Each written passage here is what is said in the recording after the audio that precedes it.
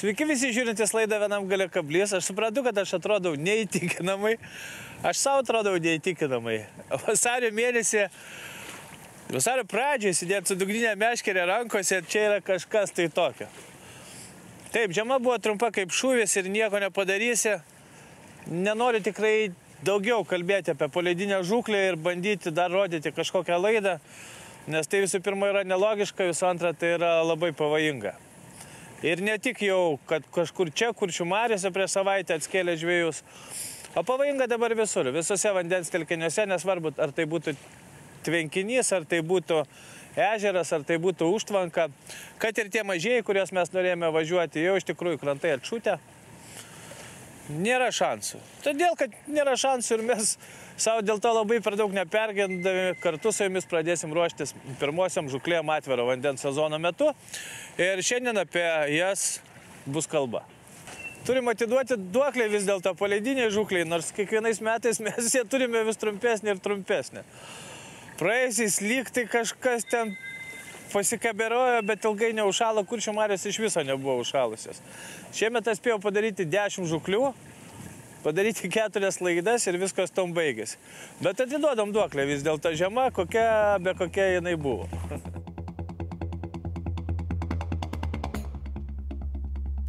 Taip, šiuo metu žiema prasidėjo daug žadančiai ir jau po naujų metų iš karto pirmą savaitę mes lipame ant pakankamai storo teninio ledo. Iš tikrųjų, ta vieta, į kurią norisi žiemą grįžti ir grįžti. Jisai būna toksai pat geras ir ant pirmo ledo, ir ant paskutinio, ir čia ešerių iš tikrųjų yra. Ešeriai ten net plaukia iš Minijos, iš tikrųjų iš Kuršių marių per Miniją ir čia žiemoja.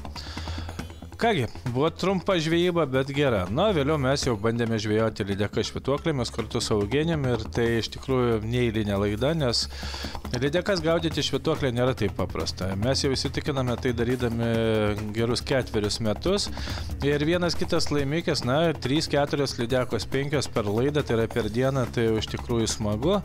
Ir tuo metu mes lankėmės netoli Telšių, Kelmės rajone ir tikrai smagiai gaudėme švytuoklėmis lydekas. Nebuvęs pačios didžiausios, tačiau tikslinga lydekų žvejyba pakankamai didelėmis švytuoklėmis visada yra įdomi.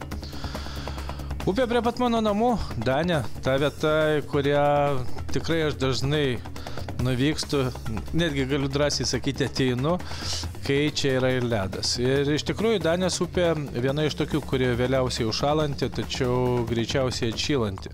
Šiemet ir užšalo lygiai taip pat gražiai greitai kaip ir visos Lietuvos upės, vis dėlto 20-22 laipsniai naktimis, 18 dienomis.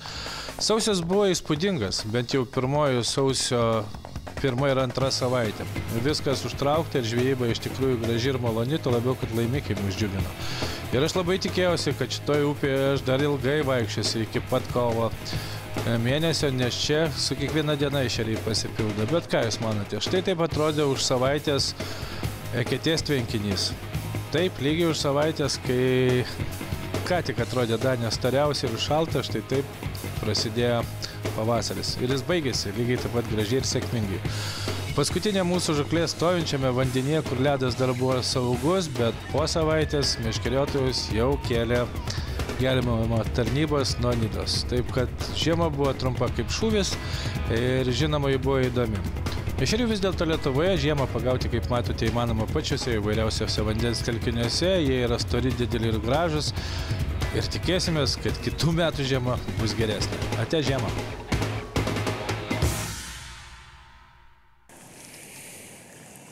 Tai va, viskas buvo trumpai, aiškiai, konkrečiai. Mes gaudėme ešerius. Stintas mes buvom atidėję vasario vidurį, tikėdamėsi, kad bus gera ir graži žiema. Ir galvojam, su bičiuliais važiuosim tada, kai bus daugiau vėgėlių, kad vasario vidury lipsim ant Kuršių marių, gal dar velniais pastuksėsim, pagaudysim ešerius. Bet yra kaip yra, nėra čia ko verkti, nėra žiemos, nėra. Kągi mes turėsim sugalvoti tą vasario mėnesį. Ne vieną tokį vasarį mes turėjom, kiek aš atsimenu. Ar vasario, ar kovo pradžia, praktiškai tas pats, labai šalta, vėjuota kaip visada. Ir kažką sumastyti manoma ir, aišku, turbūt greičiausiai galima sumastyti, kai kris upės. kai kris upės žvejyba, ta pati pirmoji būna pati įvairiausia, bet jau pirmasis žuvis tada mes pradedam rankioti. Šiandien mūsų laida knisasi po archyvus, apie tai mes jau kalbėjome ir štai jums pirmoji vasario mėnesio laida. Prieš keletą metų ir kaip matote, dar sniego yra, tačiau Minijos upė pačiame Mingės kaime jau laisva ir čia mes pradėjome pirmąsias savo žuklės. Žinome dabar tiek, kad Minijos upė Mingės kaime yra aukšta, kad ten jau išnešė ledus ir net neabejoju, kad žuvies ten yra. Štai tokių kuojų ten pagauti dugninę, meškerę ar plūdinę tikrai nėra sudėtinga. Bet, aišku, svarbiausiai, kad vandens lygis nukristų ir vanduo praskaidrėtų. Vis dėlto, kai aukštas ir kakavinis vanduo Minijos upėje įmanoma pagauti žuvų, mes esame tai darę, bet gaudė prie pat kranto, ten, kur yra nedideli sukuriukai, kur stovintis vanduo. Žuvis iš čia niekur nesidėjo, jos vis dėlto, kaip atėjo žiemos pradžioje Minijos upė, taip jos yra. Aišku, jos dabar po to ledonešio, po to viso tokio triukšmo baisaus yra kažkur sulindosios ar į duobes, ar į pakrantės šiekštus, ten, kur srovė mažesnė, bet jų yra. Ir tik vanduo leis, o aš manau, kad tai yra savaitės, 2 savaičių reikalas, kai vanduo nukris ir šiek tiek praskaidės, mes galėsime jau pradėti gaudyti žuvį. Štai tokios kojos ten be problemos, kimbančios ir net nebejoju, kad jau už savaitės kitos galima bus bandyti startuoti su savo bičiuliais ir kalbėti apie tai, kad mes atidarom atvirą vandens žuklės sezoną. Keista apie tai kalbėti vasario mėnesį, bet viskas įmanoma. Kodėl ne?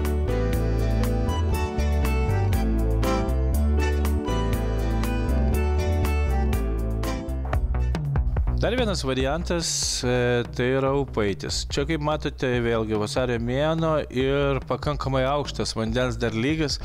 Dar vanduo šiek tiek kakavo, bet yra svarbiausia, kad nėra didelės srovės. Jeigu pastebėte šėriklėlę apie 40 gramų, man atrodo, ir jinai laikosi netoli kranto, apie 10-15 metrų nuo kranto.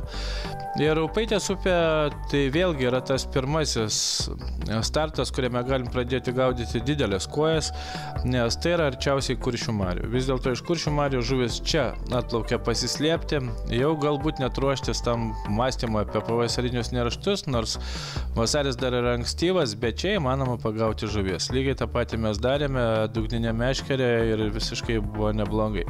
Taip, kad kalbėti apie vasarį galima įvairiai, kaip supratote, Mingės kaimo iki Upaičio, jeigu kalbėtumėme apie deltą, apie žemupį, ir viskas normalu, viskas įmanoma ir tokiai žvejybai reikia ruoštis. Žodžiu, šioje laidoje mes kalbame apie tai, kad galima jau padžiauti savo grąžtus, padėti poledinės žuklės dėžės, bet jau atsidarinėti savo tos vadinamosius stalčiukus ne tik tai žvejybinėme kambaryje, tačiau ir galvoje, galvojant, kad jau reikėtų ruoštis tokiam žuklėm, galbūt reikia pasipildyti vieną kitą šėriklėlę, galbūt pasikeisti valus, įsitraukti dulkėtus dugninės meškerės ir pradėti galvoti apie tai, kad viskas įmanoma. O pirmoji upė, kuri kris, be abejo, tai bus Minija. Minijoje tradicinė žemaitiška žvejyba burbuliukais, kur nieko panašaus nedaro pasaulyje. Kiek teko kalbėti ir su Latvių meškeriotojais, kurie žvejoja žiobrius, teko matyti ir meškeriotojus žvejojančius Nevėžyje, Dubysoje. Ten vis dėlto kiek kitoks stilius, o štai tas vadinamasis žemaitiškas burbuliukai atvežti iš Šiaulių. Ten Šiaulių meškeriotojai pirmi pradėjo juos naudoti Mūšos upėje. Ir labai gerai prigėjo šitas žuklės stilius būtent čia Žemaitijoje, žvejojant Gargžduose, tiesiog žvejyba pačiame mieste. Kaip visada, masalui naudojamos uodo trūklio lervos, niekas nejaukinama, nereikalingos jokios šėriklėlės, tiesiog reikalingas taškas, kuriame stovi žuvis. Dėl to Minijos upė mes vaikštame daug. Kartais vienoje, kartais kitoje vietoje įmanoma rasti žiobrių susibūrimus, o žuvis upėje jau dabar yra. Be jokios abejonės, nes meškeriotojai čia žvejojo rudenį prieš draudimą. Po draudimo jau meškeriotojai čia žvejojo avižėlėmis ir pagavo žiobrių, taip kad niekur jie nesidėjo. Iš rudens jau yra atėjusi grupė žiobrių, žinoma, pavasarį pasipildys didesniais, tačiau tik tai upeliais, tik vanduo taps skaidresnis ir jau galima čia bandyti. Galbūt pradžioje ir dugninėmis meškerėmis, be šeriklėlių, kaip mes gaudame, naudodami nedidelius svarelius, lėvutės, o vėliau ir plūdinę meškerę. Taip, kad mąstyti, ką veikti dabar, lyg atrodo viskas žiema pasibaigė ir depresija lauksim gegužės mėnesį. Ne. Veikti yra ką. Aišku, aš nenoriu šiandien gilintis į jokius jaukus, kokius reikia ruošti šaltam vandeniu, nes vis dėlto aš galvoju, dar 2 savaitės turėsim išlaukti. Bet idėja tokia, kad dugninė meškerė vis dėlto turbūt tas metas, kai mes pradedam anksčiausiai gaudyti, ieškoti teisingiausiai aukų, žiūrėti vietas, kuriuose galim pagauti. Ir štai, kad ir tokia va Malkų įlanka, iš ties gera vieta. Šiandien aš per 3 valandas dar neturėjau nei vieno kibimo, bet tai yra normalu, vis dėlto ką tik išėjo ledai, su didžiuliais triukšmais, aš galvoju, žuvis kažkur ten toli vagoj pasislėpusios, nekreipia dėmesio. Bet Malkų įlanka būna tikrai įdomi ir pačios pirmosios žūklės vyksta būtent, mano asmeniškai vyksta būtent čia.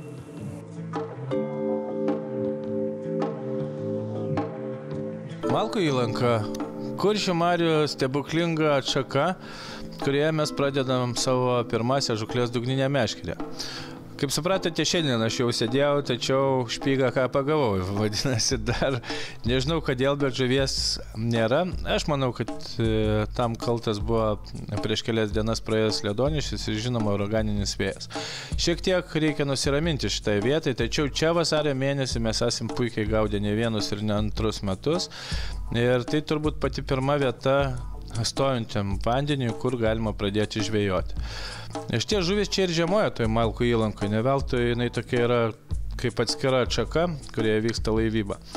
Tačiau, kaip matote, vanduo daug skaidresnis, negu aš gaudau šiandien ir viskas tik priklausys nuo to, kas pirmieji čia startuos ir pagaus žuvį.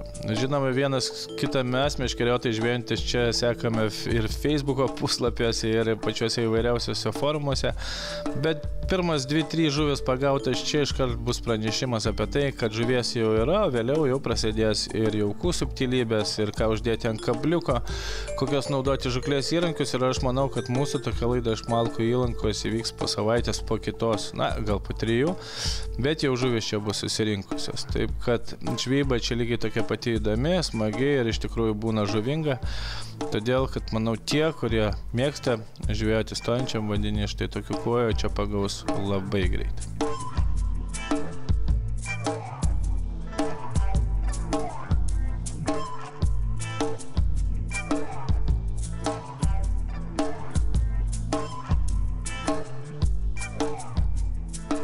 Negi sunku taip timtelt, aš nesuprantu, kur jie žuvis.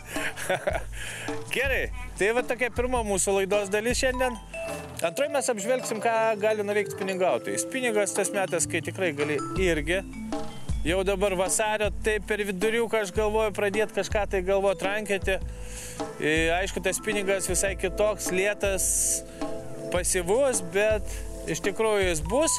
Ir antros laidos daly mes nuo jo ir pradėsim.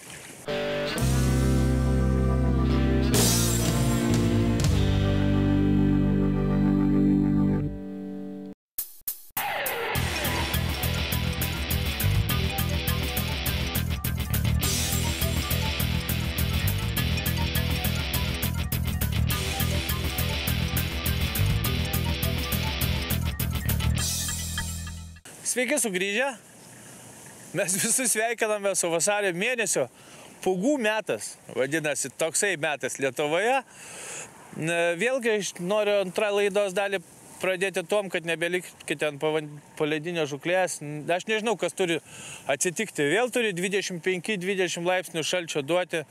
Arba bent jau naktim ten kokį 10-12, kad tų ežerų ir tvenkinių kraštus suimtų. Tikrai nebeverta rizikuoti, aš manau. Galim savo ramiai po truputį pradėti knaisioti savo meškeriotojų stalčiuose, kaip mes knaisiame šiandien archyvuose, ir galvoti apie tai, ką jau galima pradėti po truputį nuveikti. Spiningas, spiningautojai ir žinoma ešeriai. Tai prasideda sezonas, kadangi jau baigėsi avižėlės ir visokios švytuoklės, tai norite, nenorite, prasideda spiningavimas. Ir žinoma, valgomi guminukai, tai turbūt numeris 1 visiškai tingiems vasario įnoringiems ešeriams. Mes jūs privertėme kibti žvejodami kartu su Rajumi, tačiau jau atkreipkite dėmesį iškart į sistemėlės. Nieko bendro su džigu, nes pirmieji ešeriai visada gaudami paternosterio arba Karolinos sistemėlėmis, kai yra naudojami ilgi pavadėliai, kabliukai be kalvakablių ir viskas daroma daug lėčiau, negu mes įsivaizduojame, ką galime padaryti spinigaudami džigu. Jeigu normaliomis žuklės sąlygomis žvejodami tada, kai žuvis yra aktyvios, mes gaudame džigų, jį bandome šokdinti, tai pažiūrėkit, kokios yra išnaudojamos ilgos ir nuobodžios pauzės žvejojant valgomais guminukais. Būtent tada tu gali pajusti, kaip tavo guminuką tiesiog kramto ešerys. Taip, pauzės būna po guminuko pravedimo netgi iki 30 sekundžių. Tai žiauriai nuobodu, žiauriai ilgas skaičiuoti pravedęs guminuką iki 30, kartais iki 40, bet būtent šitie intervalai, kai jie atrodo visiškai nuobodus ir neįdomus, priverčia kibti ešerius. Nepamirškite to, nes jau dabar, galvoju, už savaitės kitos galima bus pradėti ir tokią žvejybą, bet manau, kad paternosteris ir ilgas pavadėlis su fluorokarboniniais valais ir nedideliais kabliukais jums padovanos ne vieną ir ne du ešerius. Ir nebūtinai čia, kur mes gaudome Liepojos kanale, tačiau tam tinkamos pačios įvairiausios upės, kur jūs įsivaizduojate, kad yra ešerių sankaupa. Pavyzdžiui, tokia viena iš tokių, kurioje mes tikrai šiemet pradėsime, tai bus Pajūrio Šventoji, tai gali būti Danė, lygiai ta pati, kurioje žvejojame žiemą, nes ten ešerių tikrai yra, kaip ir Šventojoje. Ir viską reikės daryti lėčiau. Na, vėliau, aišku, ešeriai taps aktyvesni, nors, kaip matote, pravedimai irgi labai lėti, gaudant džigu, bet jau šiek tiek spalvotesnės dienos prasidės ir galima bus gaudyti ešerius ir džigu. Nors vėlgi, tas džigo pravedimas visiškai kitoks negu pavasarį, kai ešeriai aktyvus, arba rudenį, arba vasarą. Vis dėlto pauzės reikalingos. Ir viena mano mėgstamiausių tokių žuklių, kai jau naudoju galvakablius, tai yra 2 kartus papurtimas masalo prie dugno, jo pravilkimas dugnu, kad jis sukeltų dumbliuką ir vėlgi ilga pauzė, kuri trunka 15, net 20 sekundžių. Ir vėlgi jūs galite jausti, kaip ešerys kramto guminuką. Tiesiog jauti per galiuką tas toksai nedidelis tik ir svarbiausiai toje vietoje nekirsti. Ką galiu papasakoti apie tai, net 1000 kartų įsitikinęs, jeigu tu iš karto kerti žuvį, praktiškai iš 10 pakirsi 2. O jeigu tu tiesiog lauki ir jauti, kad ešerys ten prisikabinės, jisai pats įsiduria į kabliuką, pradeda eiti šoną ir tada belieka pakelt meškerykutį, kaip mes tada gaudėm su Eugenijum Šventoje tiesiai prie namuko. Ir būtent tokios pauzės ilgos ir nuobodžios vasario mėnesį mums padovanojo štai tokių gražių žuvų. Kodėl ne? Kodėl ne? Netrukus aš manau, kad upės stos į savo vietas ir jau galima bus susimti štai tokia įdomia pakankamai ir gražia žuklė.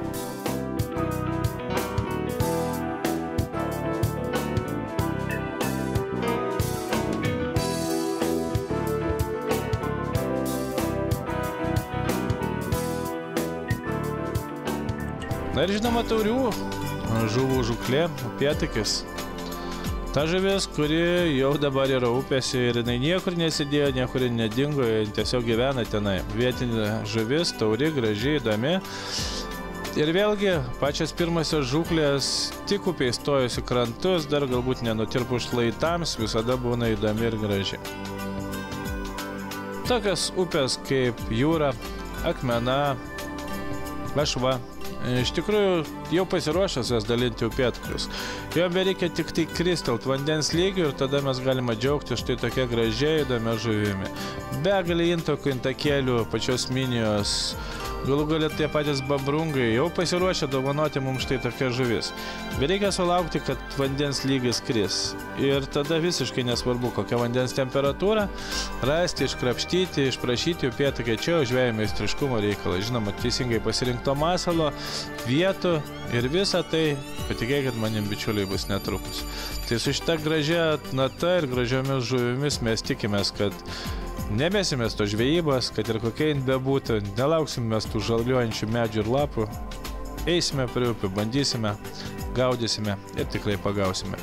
Linkiu visiems nenukabinti nosis dėl tokios trumpos žiemos, o galvoti apie tai, kad atviro vandens sezonas iš tikrųjų bus įdomus ir jis laukia mūsų, o mes laukiame jo.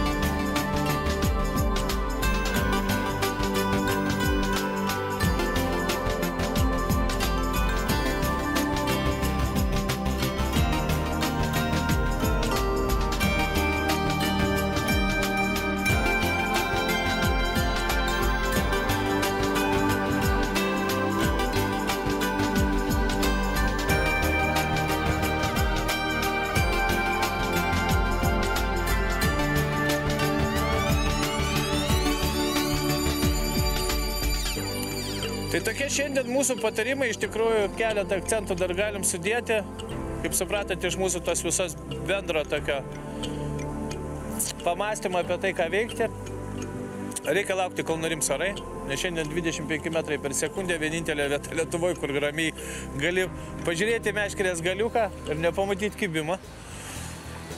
Bet idėja tokia, kad vis dėlto upės kris, niekur jos nesidės. Gyvybė jau tenai yra. Ir gyvybė, bet kokiu atveju mes galima kažkaip priversti tą žuvį kibti. O kaip tai mes darysime, mes aiškinsimės. Artimiausiu metu bus labai sunku. Nebejoju, mums visiems meškeriotojams dabar sunku.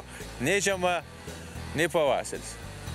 Bet ką mes turim tas visas meškerės? Tam, kad sugalvotumėm, ką pagauti. Tai nei žvyno, nei uodegos. Ir lygiai po savaitės mes galvosim su jumis, kaip pagauti žuvį viduržemį, tada, kai nėra ledo.